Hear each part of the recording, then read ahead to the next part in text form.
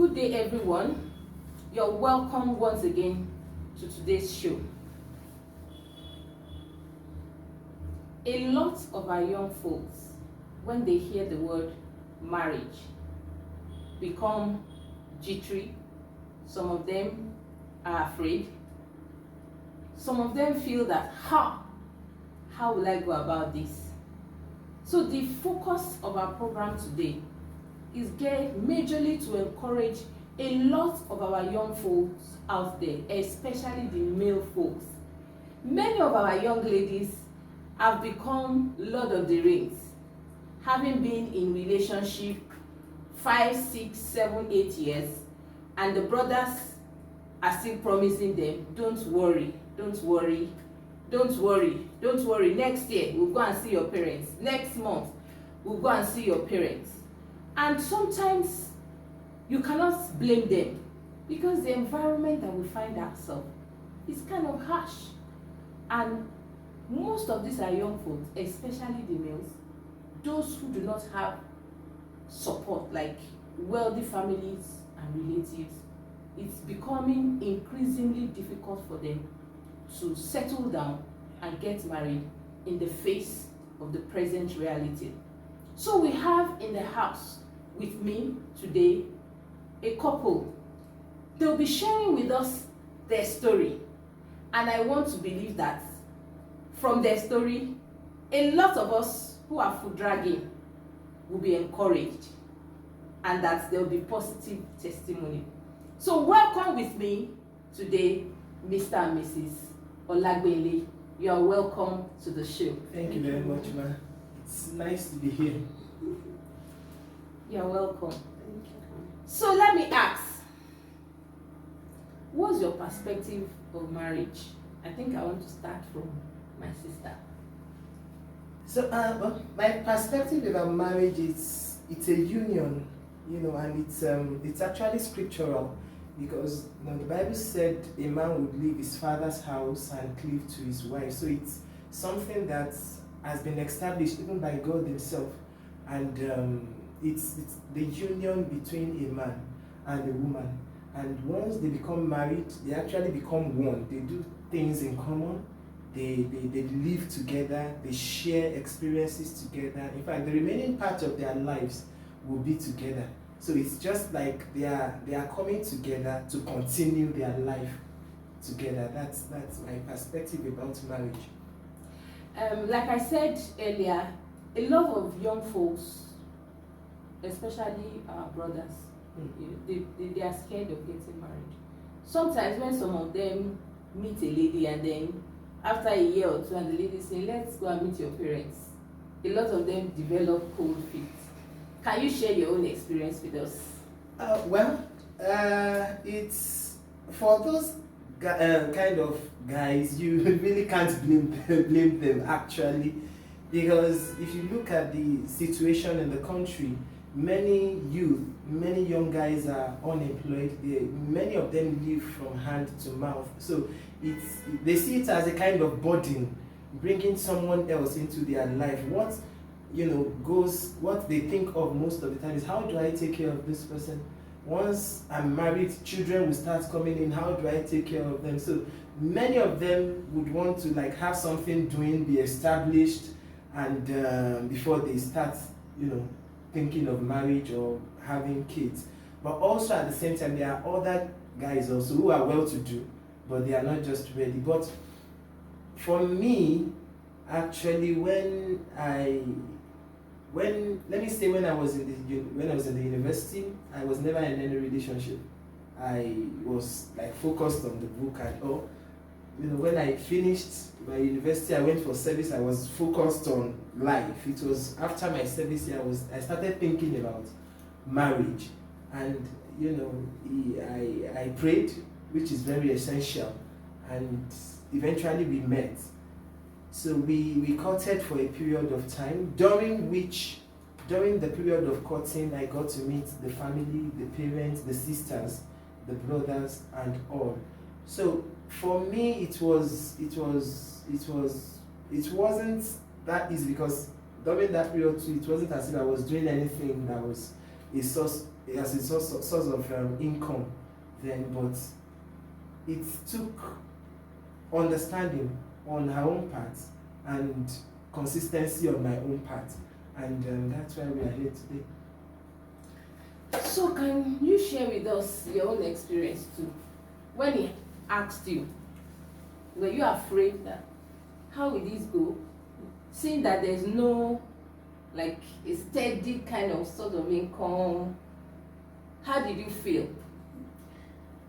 Okay, thank you, ma'am. I just say like he has said, marriage is ordained by God, and I think by the time you get to a stage, you make some kind of determination like, okay, I'm ready for marriage, or for now, I just want to go into a relationship that will still prepare you ahead for marriage. So when it came, it's even something we'll be praying for. You understand? I've started praying for it. Like one of my pastors used to say, you prepare for marriage, you don't prepare a marriage. So it's something we'll be praying for. So I believe, then I used to say, when it is right time, the right man will come. So I don't bother myself much about that. So when he come, we started our relationship. But one thing is that any relationship that is built on the solid rock, Jesus Christ, everything will go smoothly. Though some challenges may come, but since Christ is there, he will guide you, tell you what to do at the right time. So when he came, we pray, it's normal thing, you pray together. When he proposed, you have to pray as a child of God to know maybe it's the right man for you. After knowing that, you start your relationship. Okay, when exactly are you preparing to get married, this or that? But one thing is just to make your determination that, okay, this is the right time for me to start a relationship with someone. Okay, and the next 2 or 3 years we'll get married. So it's just to prepare ahead. You understand? So there is no way challenges will not come. And like Nigeria of nowadays, there are a lot of things that is not even encouraging marriage. Someone that is a graduate and you'll be waiting for maybe 2, 3, 4 years, no job yet. So that kind of person, and you are telling me you are old enough to get married, they will try like, I need to get some things done before I will get myself into a marriage. So, but we started, and God really helped us. We did the wedding and everything was okay. Not really that we've gotten a big job, or at least God took charge. So that's just it. Your own is to make determination and release everything into God's hand. So I believe with that, you'll be fine. Yes, I think I want us to relate now.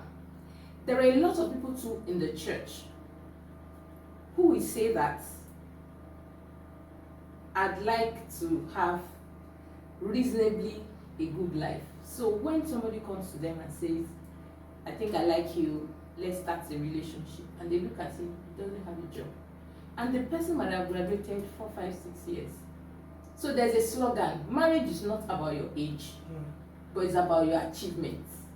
So what's your own opinion about that? Well, I wouldn't say marriage is all about your achievement. I think it's a combination of both. At a particular age, a person is expected to get married. In fact, once you cross that age, you become a burden, actually, particularly for the female child. In fact, by the time you are clocking 30, your mother will begin to call you that, oh mommy, I hope all is well. You've not seen anybody. The same thing for the guy. The guy might still be able to stay 30, 35, 40, 45, but at a point too, the parents will still call him and be like, what's going on? Don't you want me to see my grandchildren? Parents are so concerned about grandchildren. So the age is important, the achievement is important, but you cannot set aside. It's not always about how much you have achieved. There are people who, after they got married, things started working out for them. I know of lots of people that before they got married. In fact, their wedding was sponsored by people. They didn't have anything, but immediately they got married, things started working out. Doors started opening up for them. So it's not always about how much you have achieved. And there are also people who had achieved a lot. Immediately they got married, since that things started coming down.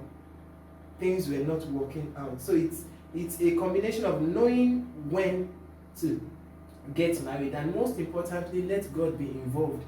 If God is involved, you are good to go. Once God tells you this is the right person, don't look at any other thing. In fact, once God has spoken to you that this is the person I have prepared for you, forget about it. Close your eyes to every other thing. Close your eyes to, if the person has, fine. If it doesn't, just follow what God has told you and you'll be fine. Thank you very much. There are a lot of school of thoughts about all of these things. Yes, you are convinced that somebody that you should get married to, but the reality on ground is not making it look like something that you want to venture into. And the thing about marriage, a lot of young people believe that I love him, he loves me. But when you get married, they say, a lot of them say love is blind, but marriage is the reality. Because when you get into marriage, you open your eyes. So I want to believe that as God's children too, we should think about planning. Yeah. If you are going to get married, you have to think about planning. Because if you do not plan very well, and you go into the marriage, and then there is nothing to eat, there's nothing to drink. I know that a lot of parents today are agitating. They're always agitating, especially when a child gets to a particular age. Even sometimes for the males, they just want them to get married. So you see some mothers taking loans, just arranging marriage. They just want their son to get married. Some of them even go as far as renting a house and all of that, furnishing it. But if you rent a house this year, you and to pay the for rent it. is due next year, when are you going to pay? So I think this is really something big for a lot of our young folks. They want to get married, not that they don't want to get married, but the reality on ground is not making it seem. So how do we encourage such people? Well, I believe, like you rightly said, it's as much as God is telling you this is the right person. Like I said earlier, close your eyes to every other thing. However, a reasonable person also would not go into marriage without having at least a source of income, no matter how little. No matter how little, once you have a source of income, your partner, the person you want to get married to, is an understanding person. At least you should have something you'll be able to plan with, that you are sure that, okay, this thing comes in weekly, monthly, that you can always plan with. You can't just say you are going into it. Like when we are going to get married, we sat down, okay, this is what we need for our wedding. This and this and this are the things we need. And even after the wedding, we'll need this, we'll need this, we'll need this. We got all those things ready on our own. Like, these are the important things. So before we said, okay, we are good to go.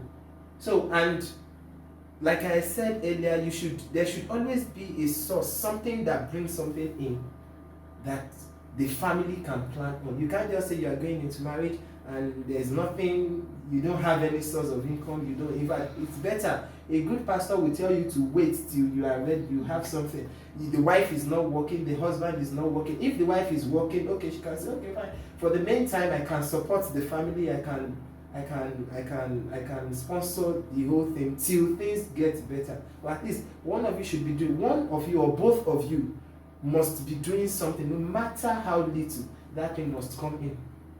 Yes, thank you very much, because that's really very important. A lot of people, sometimes some people give some testimonies. When we got married, we had nothing, I was not working, my wife was not working, and eventually when we got married, things started. So we have to be very careful. That was why I had to ask us that. At least no matter how small, there must be something. Little, yes. And then we'll be able to plan on that little until the Lord begins to open other wonderful doors. So, but I want us to look at this perspective of Bella Niger wedding, because it's now creeping into the church.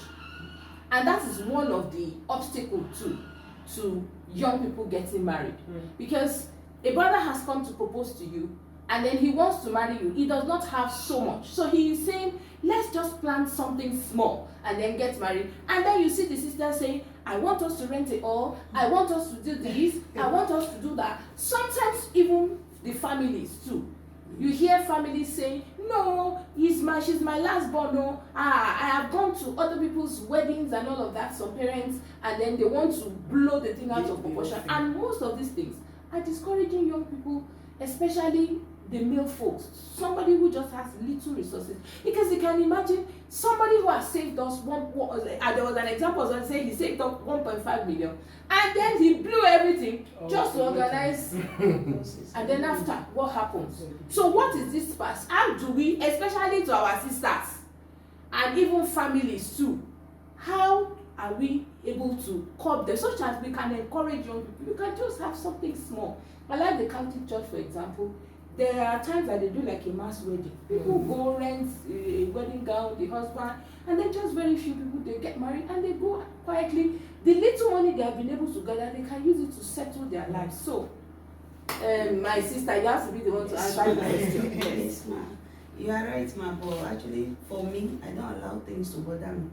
Your own is just understanding between you and your spouse. You know, your own is to make plan. Anybody that said, okay, I want you to go and rent a hall, do this, tell them, will you be in charge? Are you the one that will pay for it? Because if you are to follow what people will say, sometimes after the wedding, in fact, you will drink pap, you will drink garlic with nothing. So you just have to, two of you plan ahead. This is what we want to do. This is how we go about it. Anybody that said, okay, if you know you cannot pay for it, I will be in charge, I will take care of this, fine. But your own is to plan. This is what we want to do. We use our compound, you know, for maybe what's it called, for reception. Instead of going out there, getting a hall that at the end of the day you spend the whole money. They will, after the wedding, those people you are with, they will come back and be telling you, you are still owing me so amount, what of me, this and that. It's better you just do it according to your pocket.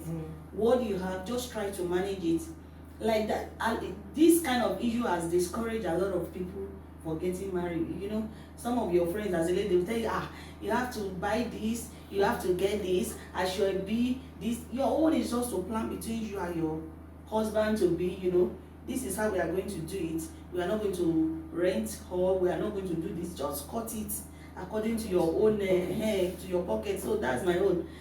If you are telling me do this or do that, I will tell you this is my own plan. This is what I want to do.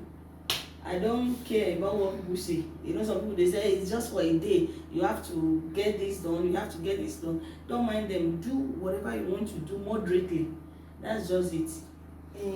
In addition to what she said, I want people to know that wedding is actually not marriage. The marriage itself starts after the wedding, after that day.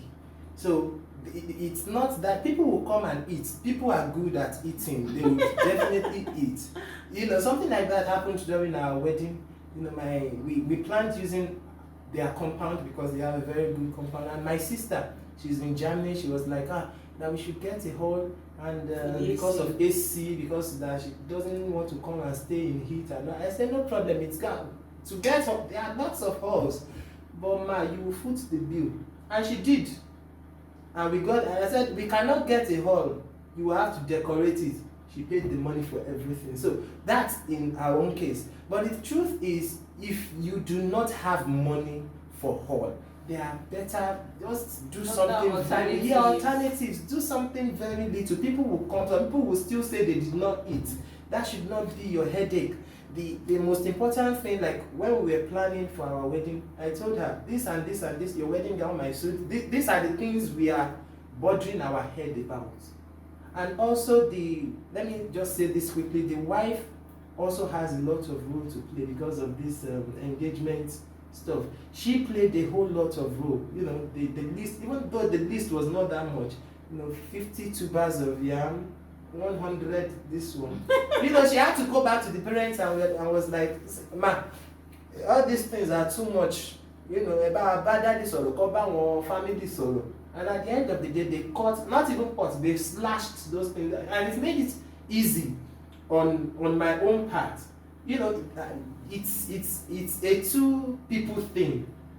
So if you see that, oh, the pocket of this person will not be able to accommodate all this list, you should step in. You know, some women will just keep quiet. That is the way they do it. That is the way they used to do it. It's not compulsory. It has to be the same way you do your own. And like she said, cut your occasion according to the your size. pocket. No. They said cut your coat according to the size of your material. Of your material. Not even according to your own size. Not according to your size. But if it is a short sleeve that your material would cut it according to, and you'll be fine. So for those of our young folks who are complaining that they have become the Lord of the Rings, maybe you should check your side. Check yourself. Maybe your demands are too much. Cut your coat according to the size of your material. So now, since marriage, how has it been?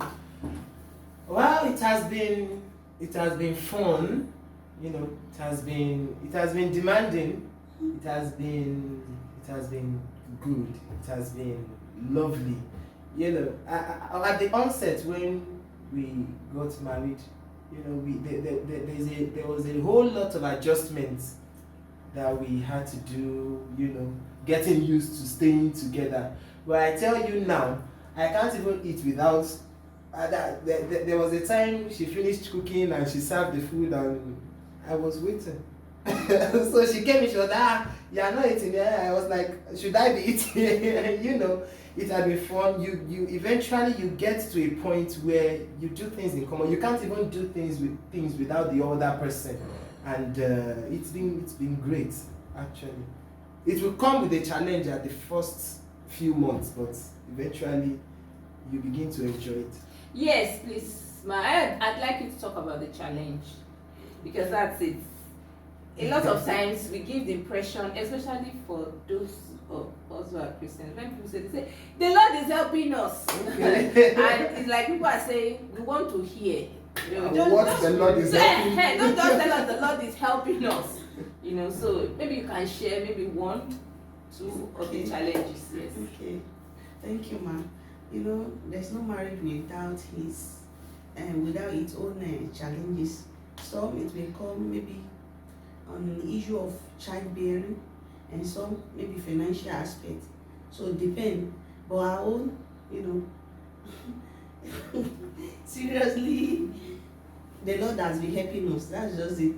But like you said, people want to know how the Lord has been helping you. You know, sometimes coming from two different family, coming together to make a home, you know, sometimes it's somehow difficult. But with God, all things are possible. Seriously, God has been helping us. Aspect on, let me say, like, you know, this is the way we do things in our own house, and you are coming to a different family. This is the way they do their own. So you just, with God's help, you just have to apply wisdom, you know, to live together. And you know, sometimes you feel like I'm not happy with this, and this is not the way we do things in our own way and in our own house. And you are coming here now, okay, this is the way they are doing. You just have to try to adjust. You know, sometimes maybe financial aspect, you need money, maybe it's not yet available. You have to wait for some weeks. So you just have to be patient. Patience is very, very necessary, you know. Patience. Any home that will, like, you know, to live with each other, you just have patience. You need to be patient. That's the one thing. And to understand each other. Patience is needed, and you need to understand each other. So applying wisdom to some things that are not the way you do it in your own house, it will also help. It will make it, you know, it will help you to build a good family. You know, understanding, that's just what I want to say, you know, to understand each other, to understand the way they do things here and where you are coming from. That's just it. Yes, thank you for talking about the adjustments. When you get married, I think that's where a lot of young people have issues. You are coming with a lot of your own baggage, and then the other person too is coming with his or her baggage, and then oftentimes everybody wants to feel my baggage is better than yours. And so that's oftentimes the bone, yes, of the problem. It creates a lot of crisis. This is how we forgetting that now, once you come together, it's not about how they do it in your family, in his family, but now sitting together and say, how do we do it in our own family, this home we're building? How do we want to set it up? Do you want to share anything? Yeah, like one major thing that comes to mind when we talk about the challenges, like then I remember prior to getting married, I get home late from work. You know, sometimes I will stay back, and maybe I will just be coming home around 7:30. You know, so after marriage, you know, it wasn't easy for me to change. It's not as if I play. Is that I'm actually busy doing something. So by the time I get back home, she'll be like, "Why are you just coming back at this time?" I'll be like, "That's the way I've been living before now. Now why are you asking me?" You know, and but along the line, you know, it got to a point. Even when I come back, she'll be like, "You are welcome."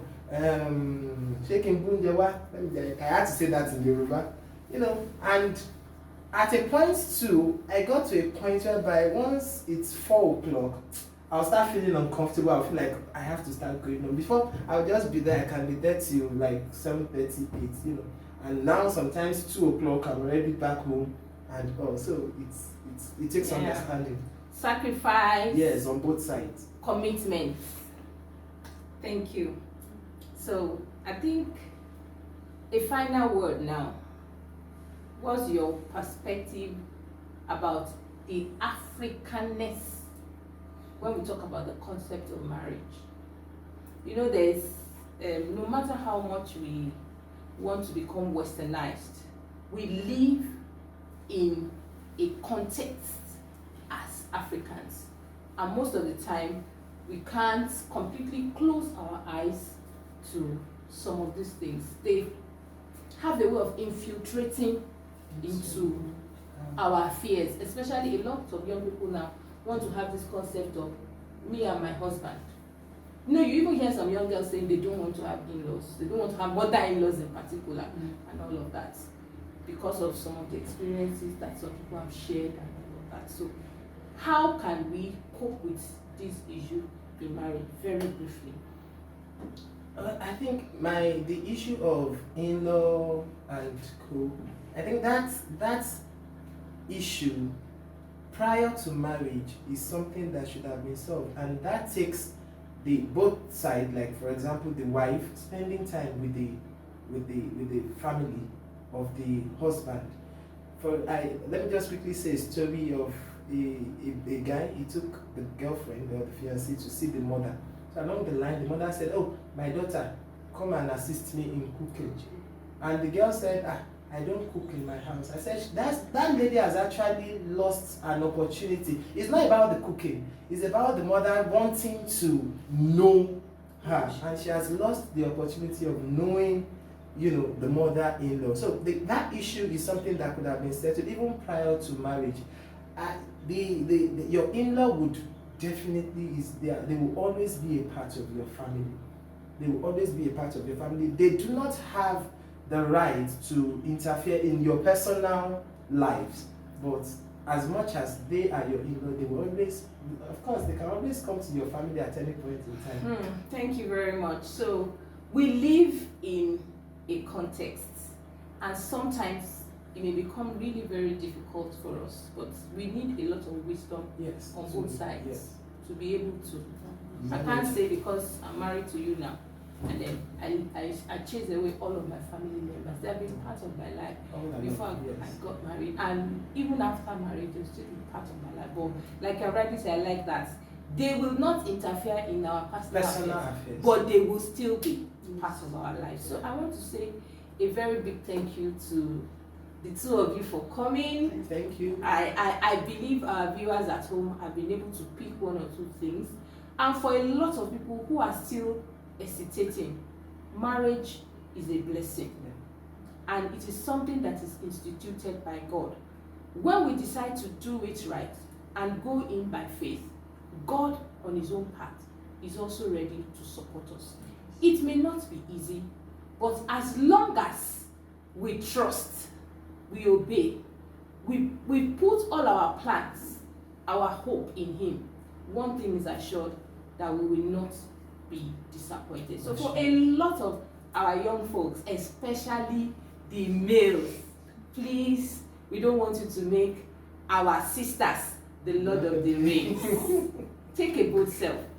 It's really interesting. It's not as bad as we think. I know the environment is harsh, but let's be encouraged. God bless you.